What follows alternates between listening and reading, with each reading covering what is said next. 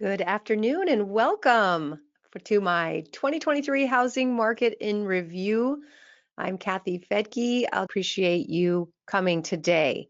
It's been quite a wild ride, interesting one for sure. Living through interesting times. Before we get started, I just want to share some of our upcoming webinars and tours. On Wednesday, December 12th, we'll be looking at Cleveland, Ohio income properties. Thursday, December 14th, Rich Fettke's Focused Investor. That's been a real popular one for over a decade. You don't want to miss that. Thursday, December 21st, investing in multifamily commercial investments should be some good opportunity in 2024, which we'll talk about during this presentation. And then property tours. This is a great way to go to the site, meet the team, see their offices, their systems, and get a tour of the properties. So January 20th in San Antonio and January 27th in Dallas, North Texas. Also, if you're interested in investing in our fund, that could be a great tour to go on because you'd be able to see the areas where we're investing in the fund, and it is open until just the end of the month of January. So that would be a great thing to do, whether you want to build your own portfolio or invest in the fund. Okay, disclaimer. You've seen this a million times, but the strategies mentioned here may not be appropriate for you. Always consult with your CPA or your attorney because everyone's situation is different. And of course, past performance is no guarantee of future results. Blah, blah, blah. You can read it. But the main disclaimer I want to say is I'm just giving, a brief overview of 2023, how I saw things play out and what I kind of expect for 2024, although I will be doing a predictions and forecast webinar in January. So this is more of a looking at the year in review. And about me, who am I? I'm founder of RealWealth, CEO of Grow Developments. That's our syndication company. Host of the RealWealth Show and Real Estate News podcasts. I hope you've heard of those. Author of Retire Rich with Rentals. And yes, Rich did come up with that title. So hopefully I can retire too someday. Just kidding. I love my job. Market research fanatic, which is why I do this presentation every year and actually every quarter. As you may know, my background is in the news business. I studied broadcast communications at San Francisco State University, ended up working in the newsrooms of CNN, KTVU, Fox News, and ABC7, all in the San Francisco area. And then I also had a radio show in San Francisco on KSFO and KNEW. And then when I got into real estate, I kind of got on the opposite side of the desk where I became a guest expert because knowing as an anchor and former reporter and writer, we don't get a lot of time to go deep on topics. We just report on them. Sometimes you've got minutes to review something and report on it. So I can come with expertise and knowledge onto these shows and share what's going on. So today on the overview, we're going to be looking at the 2023 predictions in January, early this year, what a lot of companies were saying, and then how that turned out. What was the reality of those predictions? We'll look at highlights of the year, how to prepare for 2024, upcoming events, a little bit about our RealWealth teams, and next steps for you. So this is a forecast that was made in January of 2023 by CBRE. That's a big commercial real estate brokerage and investment company. And they said there would be a recession ahead, that the high interest rates would weigh on the U.S. economy, home prices and retail sales would decline, and unemployment would rise. The U.S. dollar's continued strength against other currencies would squeeze corporate earnings. And as a result, CBRE expects a recession in 2023. Well, here's how that went. By August, kind of mid-year, we'd seen home prices rise for the fifth straight month in June. So they were way off there. And then job growth totals 253,000 in April, beating expectations even as the U.S. economy slows. So right after they came out with this forecast, the economy just accelerated, just took off. So definitely not a recession. So they came out with a mid-year review. I'm not picking on CBRE. Almost everyone got it wrong. But it's just to show you kind of how the year went. Mid-year, they said, well, okay, We now expect an economic growth to slow in late 2023 with a moderate recession continuing into 2024. As a result, CBRE has adjusted its 2023 GDP growth forecast upward to 2% and 2024 downward to 0.7%. All right, so were they right? Well, Q3 of 2023 GDP is unbelievable, a whopping 5.2%. That's huge. Look at the chart. I mean, just rocking and a rolling. And this is after the Fed raising rates for so many months in a row, almost 2 years now. And to have the economy perform like this is phenomenal. It just shocked a lot of people. So we're going to talk a little bit about what's going on. But also, Zillow was wrong. Zillow's 2023 forecast back in January of last year was that housing affordability would improve slightly. Okay, so we all know that's just absolutely not what happened. You'll see the bottom line. It says rates will continue to trend downward through the year, helping to make affording a home within reach for more buyers. Now, I thought that was going to be the case too. Inflation was coming down, and mortgage rates tend to follow inflation. So a lot of us thought that rates would be down mid-year, and then there'd be a housing boom and blah, blah, blah. So Zillow had to revise their forecast a whole bunch of times. They've done it all year. So just know that everybody's doing their best to forecast, but nobody can really know the future. At least I'm not sure. We just look at data and, try to make decisions based on what we see. So here's how Zillow did. Well, housing affordability hits historic low in August of 2023. And that is, of course, because mortgage payments increased by 2.9% compared to the prior month. I mean, this is when we got really high rates. They just kept going up. Even though the single family home prices declined modestly, but the monthly mortgage payment increased. So prices just kept kind of rising or staying flat while interest rates went up, and that just made affordability difficult. So this chart is shocking for a first-time home buyer with a starter home back in 2020. You see on this line, the starter home price was $255,000, $25,000 down. By 2023, just 3 years later, it's up by a third, $345,000 for a starter home. Down payment needs to be $10,000 more, $34,000. Loan amount much bigger. Interest rate double, more than double what it was. So monthly payment $2,149 versus $1,000. So things have really changed. We all know that, but this just really shows you how much they've changed. So kind of going back to what in the world went on in 2023, it started in 2022, of course. U.S. inflation hit 9%. That's a record high. That's terrifying year over year to pay that much more for milk and the goods and the things that we need when we're not getting raises generally. In fact, some people losing their jobs. So, of course, the Fed, who didn't see this coming, freaked out and just started raising rates starting in April of 2022. We were just about closing on a property when we didn't lock it and rates went up, and we should have locked it. We backed out, but man, we thought, oh my gosh, it's going up to 4% or whatever.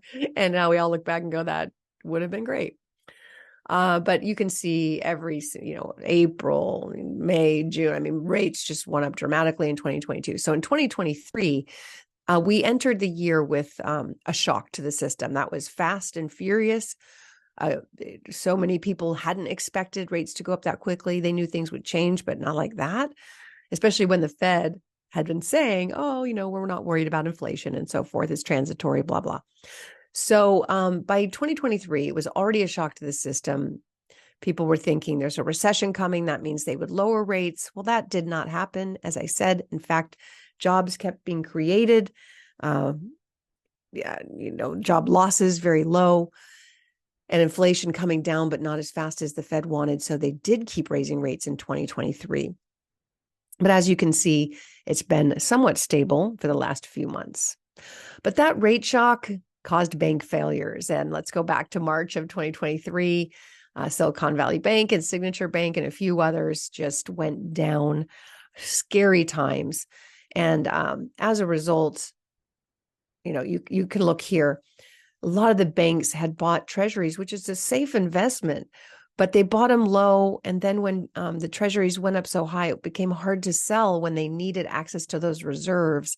So again, you know the story, but that was really scary time for us. And so even so, knowing that it was the rate hikes that caused it, the Fed still raised rates that month by a quarter point as the banking turmoil complicated inflation fight. So you could see from this, the Federal Reserve doesn't like inflation. They are so terrified of inflation, they were willing to let banks collapse than let prices get out of control, because that is the job of the Federal Reserve, is to make sure that inflation is under control. And their target is 2%, along with job growth. Two very hard things to do because they're kind of opposite each other. If you have a lot of job growth, you have a strong economy that generally drives inflation up. If you have job losses, you'll see deflation oftentimes. So it's a tough balancing act that they have. But as you can see in March, when they continued to raise rates, even in spite of the bank failures, inflation was at 5%, more than double their target. They're just not okay. It would come down almost half of what it had been. So there was success, but they only felt like they were like not halfway there, but not there. So kind of looking at the 10-year Treasury, let's take a look at this. This is 2022, and then moving into 2023 in March. And there was a lot of concern about the inflation. So basically, when investors are fearful, they buy treasuries because of their safe nature, basically. And then they sell them and buy stocks when they think the economy is booming because they'll make more money there. So leading up to the bank failures, there was more, I guess, desire for investors to buy stocks because the economy was still booming with job growth and stock market and stuff. But as soon as those bank failures happened, bam, people sold their stocks and went back into buying treasuries. Prices or the yields lowered, and that usually results in mortgage rates coming down as well. So it was right around March that a lot of experts got things wrong, including me. When banks fail, you think, okay, we're going to go into a 2008. This economy is crashing. And when that happens, well, then they lower rates to stimulate the economy during a downturn. So Barry Habib is someone I followed. He runs MBS Highway. He's really does a lot of research, great economic advice. He's saying, oh, here it is. Rates are going to come down. Inflation's coming down. We're going into a recession. And there's this excited, article. And, it did look like that. We had rapid inflation, and then it seemed like rapid deceleration. So there was a lot of belief that rates were coming down and we were done with this. But then this came out. Strong U.S. job growth shows the economy is defying challenges. Employers added 336,000 jobs. This was, by September. So as you know, it's been a roller coaster with rates because of these different forces, but mainly because jobs, so many jobs. You can see here just job creation insane, but definitely in September. And unemployment unchanged, it kind of bouncing around, but under 4%. And the Fed really wanted to see unemployment get over 4% because when there's too many job openings, then employers have to pay more to attract, employees, and that can create inflation because, of course, that cost is passed on to the consumer. So they were really trying to get over 4% unemployment, and it just wasn't working. So if you recall, after that, the Fed chair, Jerome Powell, came out and said, okay, inflation is still too high and lower economic growth is needed to bring it down. So we're going to keep raising rates. We got to squash the job market. This is too much. And that really, of course, did the same thing. People sell their treasuries and they want to get into the stock market, right? If they think economic growth is too strong, they don't want to be in the safety of treasuries. They want to be in the stock market. This is what happened. A lot of people selling their treasuries, and this is why we started to see interest rates get close to 8% this fall, because people weren't buying them. But there's also another reason I'll talk about in a minute. But when the Treasury, the 10-year Treasury goes up, then so do mortgage rates. And that is what we were seeing. So again, mortgage rates reach 8%, a first since 2000, alongside the surge of the 10-year Treasury. So, wow, people were wondering, is that going to continue? And why is this happening when we're also at the same time seeing inflation coming down so much? It's really close. In fact, you look at this line of the CPI and it's awfully close to 2%. Well, kind of. And yet the opposite happened of what you would expect. And this is it. This article explains it well. The Federal Reserve policy you've never heard of could have the biggest effect on your wallet. What people don't know, because it happens behind the scenes, it's quantitative tightening.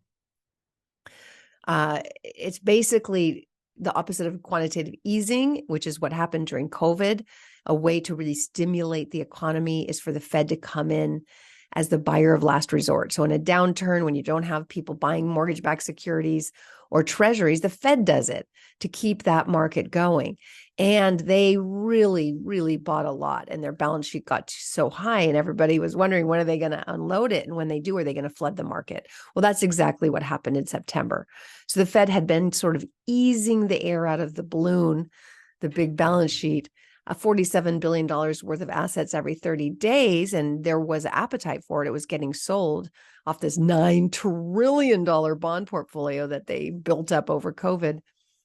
But in September, they kicked it up and doubled how many treasuries and mortgage-backed securities they were selling off to 95 billion. So basically, Jerome Powell was really basically saying we're going to keep raising rates and at the same time flooding the market with these treasuries. So the result was higher interest rates.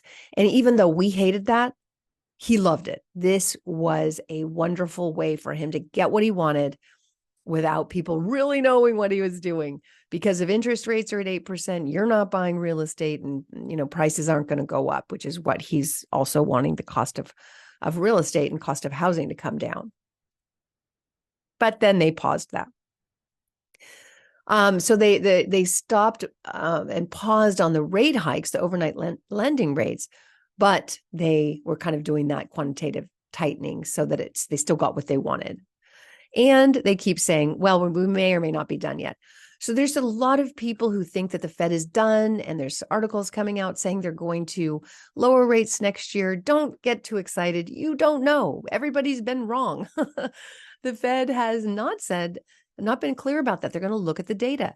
If job growth continues to be as robust as it's been, and the GDP continues to outperform and double what people think it's going to be, you're not going to see rates come down. So you've got to be able to operate at a time when you don't really know if rates are going to go up or down. They're probably not going up, but they probably may or may not go down. So what does that mean? Well, just here we are. This is the overnight lending rate.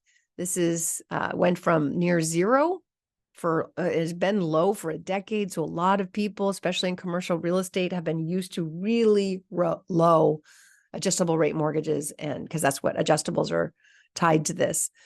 And then in just such a quick amount of time, it just spiked. So if you were on an adjustable rate mortgage at this rate, and now you're making payments on this, it's a hard time. So people really affected are those with credit cards, with adjustable rate mortgages, people in commercial real estate, not knowing, are we going up? Are we going down? Are we staying here? We just don't know. What we do know is that the commercial real estate crunch is so bad that $80 billion worth of property is now in distress, a 10-year high. 10-year, remember what happened 10 years ago? It was just right after the Great Recession. So commercial real estate is feeling it because those are generally short-term adjustable loans that many are resetting, and they have to try to refinance, and they just can't. So it's tough out there. John Burns Real Estate Consulting did this interview compared to a year ago. How have asset values changed in this sector? And out of 700 plus commercial real estate investors, they said multifamily they think has gone down 17%, industrial 6%, retail 10%, and office 31%. So we know that office is getting hit the hardest because it's a double whammy. High interest rates, and people working from home more often. I think the world found out that you can hire people from anywhere in the world. So, and how does this affect sales? Well, in the residential space, we know that when Powell basically said what he said, that we're going to keep raising rates, and then rates went up to 8%. Well, sales, of course, fell. So a lot of people see these headlines and they think, oh my gosh, if sales are falling, the housing market must be crashing. I'm going to talk about that in a minute, but just want you to see how far sales have come down. During 2021, 2022, when their rates were so low, it was over 6 million homes selling every year. Now it's like 3.7. So this is really hard on people in the industry, real estate agents, mortgage brokers, title companies. They've been hit really hard. Yet the national median existing home price for all housing types reached $391,000 in October, up 3.4% from a year ago. Now, recently, we saw a reversal. So this is when rates got so high, the U.S. Treasury as well, and then all of a sudden a steep decline. And we've seen mortgage rates come down and the 10-year come down to 4.1. What is going on? Why this bounce around? Well, I think Powell has come out and basically said, we might be done. We're going to look at the data, but we might be done hiking, not sure. And then there's a lot of talk that they might actually reverse it and lower rates. So investors responded thinking, ooh, the Fed must think we're heading into a recession. We're going to buy a bunch of treasuries. And so this is the safety of treasuries, basically. They don't have to be as high cost because there's enough buyers for it. So they can lower prices, basically. Same for mortgage-backed securities, which is why mortgage rates have been falling near 7%, down almost a full percent, fueling refinance activity. But look at this, also fueling home prices and igniting, the desire to buy again. So we may just see a big boom in real estate now that, now that rates have come down quite a bit and seem to be on a roll. Mortgage demand jumps again as rates fall to the lowest level since August. Look at this. The decline in rates helped to spur more housing demand, with applications for a mortgage to purchase a home climbing 35% for the week. Wow. And you might be wondering, well, even how can people afford to buy anything if their rate is 7%? That's still high, so much higher than, 3%.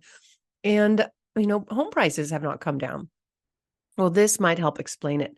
Wage growth has continued to grow. It's been really high, double what it normally would be.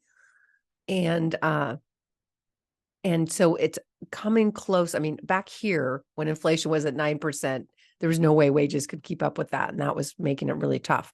But now we actually have wages growing faster than inflation. So not everybody, but a lot of people, enough people have seen enough wage growth that it kind of makes sense. They can make it work in the housing market. We don't need a lot of people, just enough, because there's not a lot of homes. Available home supply remains down a stunning 45% from the typical amount before COVID. So that is a very, very low inventory. So again, you don't need a lot of people to be able to afford to buy, just enough. You've also got national single-family new listings way down. Look at how low the new listings are. Why would anyone list their house today when they're locked into such low payments?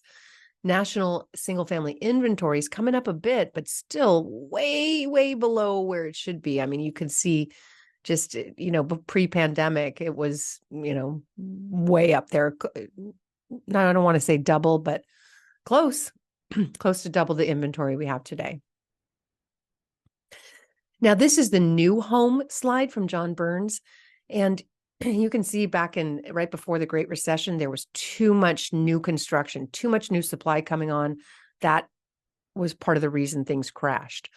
You might think, oh my gosh, we're headed in the same direction. And that would be true if we had the existing home sales market flooded with inventory, but it isn't. There just isn't enough. So the only way to bring on new supply, if people are just going to stay in their homes, is building new homes. So they are getting scooped up as fast as they're built, which is why this guy, Warren Buffett, had his company, Berkshire Hathaway, buy 5.9 million shares of D.R. Horton, worth about $726 million. Bunch of Lennar shares, bunch of NVR shares. He's He's not worried that it's going to be too much inventory. Obviously, he's worried that there's not enough, which means there's probably not a housing crash around the corner if Warren Buffett's trying to bring on new supply. And look at this slide, homeowner wealth. We're not at all in a situation like we had back in 2008. You can see here, there was definitely some equity. And then when it crashed, people were underwater. But look today, how much equity people have. It's 31 trillion. It's incredible. And compared to debt, so much more equity than debt. So very, very different place we are today. And the people who have all that equity, all that money, they are sitting on incredible rates. Look at this, 73% of outstanding mortgages locked in at rates below 4%, creating a powerful incentive to trade up in place, meaning just remodel. So look at all these people with below 3%, 3 to 9%. This is, they're not going to walk away. They'll maybe rent it, but I just can't imagine they'd sell it. Very few over 5%, but even 5% today would sound pretty fabulous. And then this slide should solve anyone's or answer anyone's question if they think there's a housing crash coming. You can't have a housing crash without distress. Now, is there distress in commercial real estate? Absolutely, because they're on adjustable rates. Just like in 2005, these people were all on adjustable rates. When those loans set, bam, it crashed. Today, you have homeowners who have the lowest payment compared to their income ever, at least in the last decades.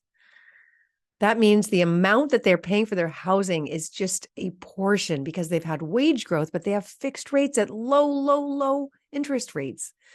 So there's not an affordability issue with homeowners. And I want to really emphasize this. The affordability issue is for people who don't own a home. People who own homes are in the best position they've ever been in. So they're not going to just walk away from that and have a double the payment and half the size of the house. Then they're not going to just walk away unless something really bad happens. And look at the purple line. This is people with FICO scores over 760.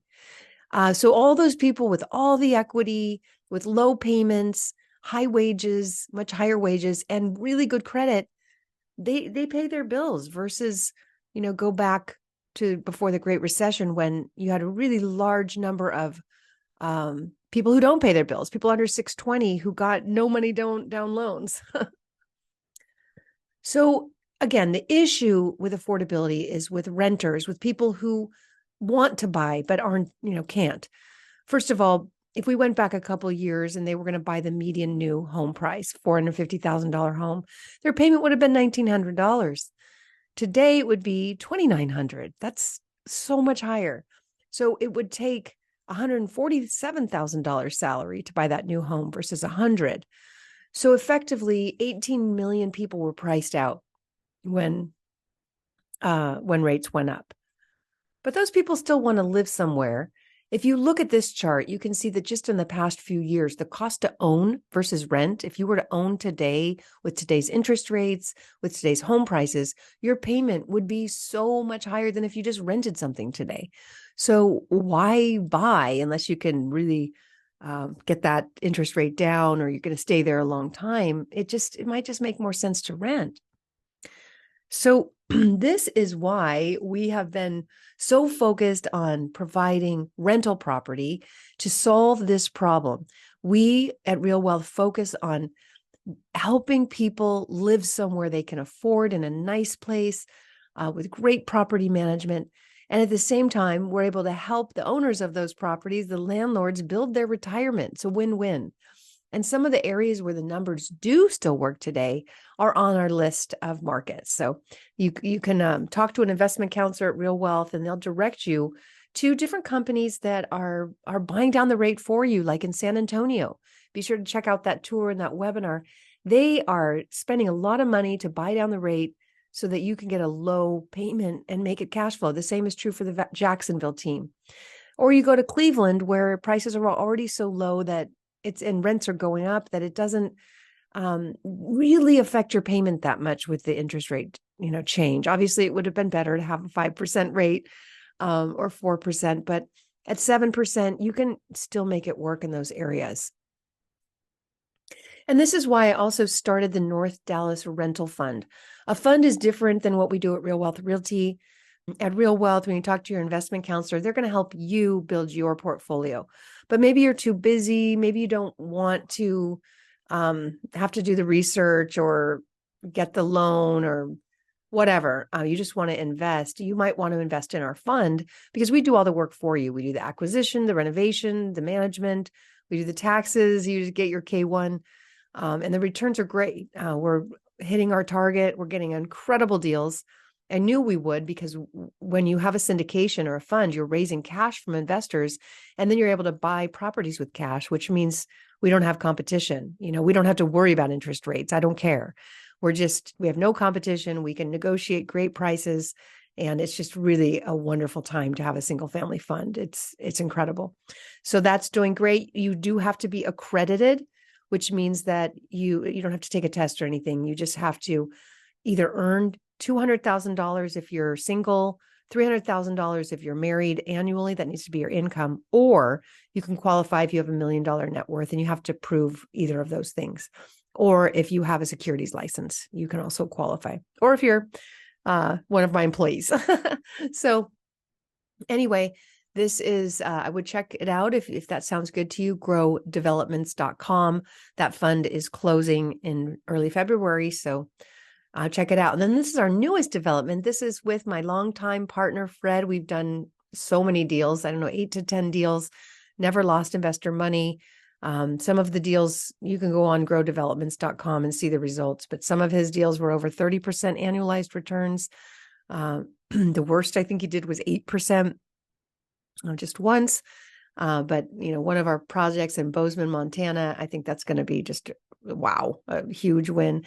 The preferred return is 12%, meaning that out of profits, the investors get 12% first before we get a split of the profits. So I think it's going to be a really lucrative thing. And we have just quite a track record with Fred. His investors from former deals just flock to his new ones and call us, when is Fred doing another deal? So again, you can check that out at growdevelopments.com too.